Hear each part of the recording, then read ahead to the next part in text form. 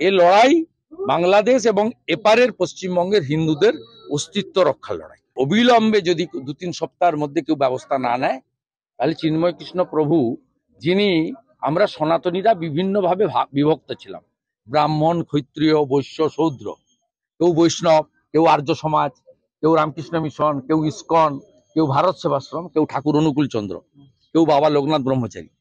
উনি যেটা করেছিলেন সব সনাতনীদের এক করেছিলেন, সনাতনীদের যত ভাগ ছিল সবাইকে ঐক্যবদ্ধ করেছিলেন। এটা ওদের কাছে খুব অ্যালার্মিং ছিল।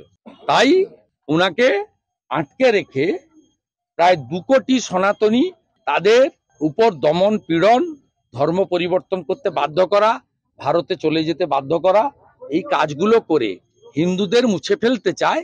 এ লড়াই বাঁচার লড়াই নয়, এ লড়াই বাংলাদেশ এবং এপারের পশ্চিমবঙ্গের হিন্দুদের অস্তিত্ব রক্ষার লড়াই। চাপ সৃষ্টি করা রাজ্য সরকারের পক্ষে সম্ভব নয়। কেন্দ্রীয় সরকারের কোনো সদর্থক ভূমিকা তারা দেখতে পাচ্ছেন যে কেন্দ্রীয় সরকার তাহলে কি করছে? কেন্দ্রীয় সরকার কি করছে?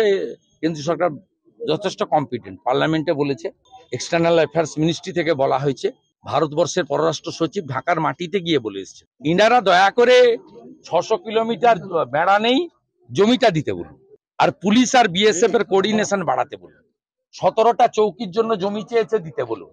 11টা বিএসএফ ক্যাম্পের জন্য জমি চেয়েছে, দিতে বলুন। 23 সালে 1500 ধরে দিয়েছিল বাংলাদেশিকে, 1400কে জামিন দিয়ে দিয়েছে। এবছর প্রায় 1000 ধরে দিয়েছে বিএসএফ, 900 জনকে জামিন দিয়ে দিয়েছে। এই কাজটা করতে বলুন। জ্ঞান না দিয়ে 600 কিলোমিটার যে জমি, সে জমিটা হ্যান্ড ওভার করতে বলুন না। 17টা চৌকির জমি দিতে বলুন, 11টা বিএসএফ এর রেসিডেন্সিয়াল ক্যাম্পের জমি দিতে বলুন। এই কাজগুলো করতে বলুন।